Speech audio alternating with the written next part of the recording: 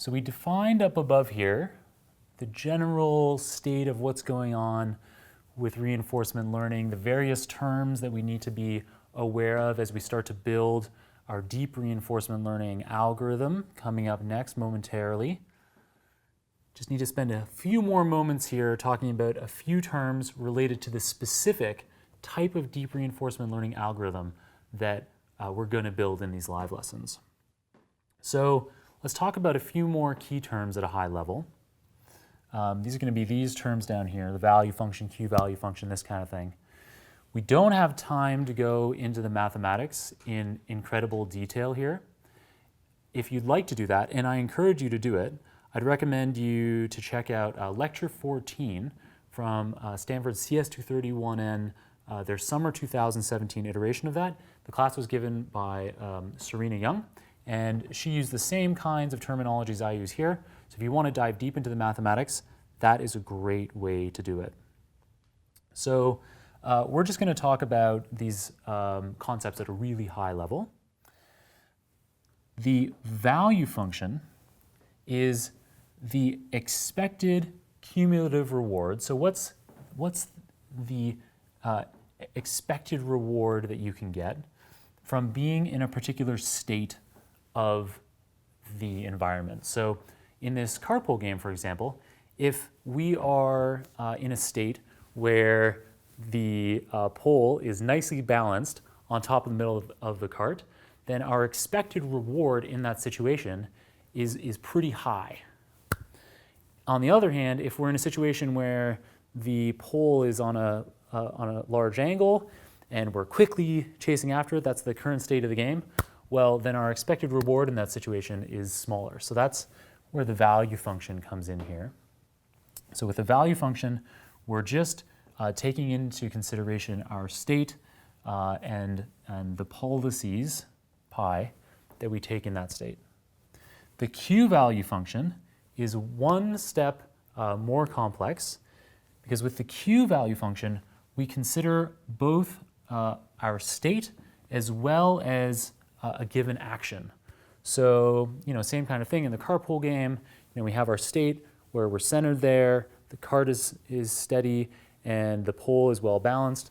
Well, then there's an action left or an action right that we can take, and the Q-value function tells us what our maximum expected reward we can get from the situation of being in that particular state, taking a particular action, so taking the left or taking the right, and then following our policy afterward.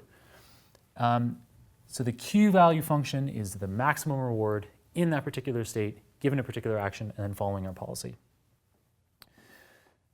The Q star then is the optimal policy. The optimal Q-value function. So we have the optimal policy up here, recommended by, denoted by the star, the asterisk. And so it's the same kind of idea here. We use the asterisk to denote the optimal Q-value policy given a particular state and a particular action. So this is the optimal, the most expected reward that we could get given the particular state that we're in, so the particular cart and pole configuration, and the particular action.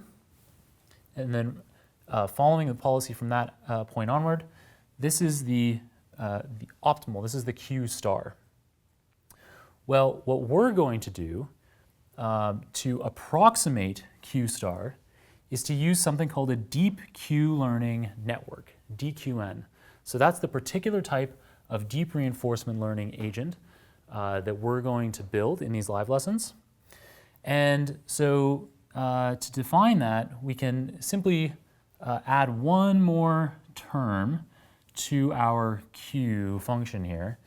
And so this is theta, and theta represents all of the weights in this kind of function that we're using to approximate the optimal Q. So we have a given Q, so with a particular state and a particular action, and then this particular set of weights, we can estimate what the maximum expected reward could be, what the best that we can do. And so that enables us to figure out, okay, well, if there's these, we can test the various possible situations. So we can say, okay, so I'm in the state, if I take this action left or I take this action right, and then I have this way of approximating with all of my weights the maximum expected reward that I could get.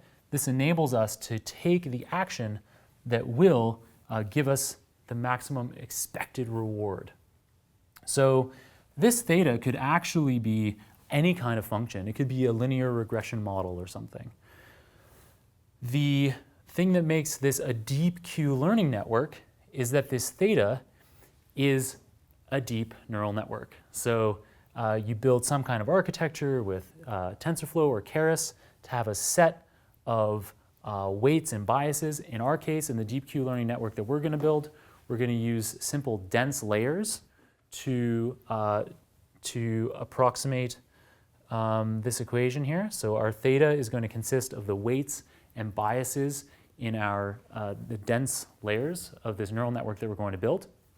If the situation was some kind of other problem, so let's say that we were using the whole screen of an Atari video game as the state, then we would have some more kind of complex deep neural network, like a convolutional network, for identifying features in that whole game screen that enable us to take the best course of action. So that's the idea here. This is a high-level overview of all the theory. We're going to reinforce these terms as we start building our code. We're going to talk about many of these terms again, and so bear with me. Everything will start to fall into place as we go.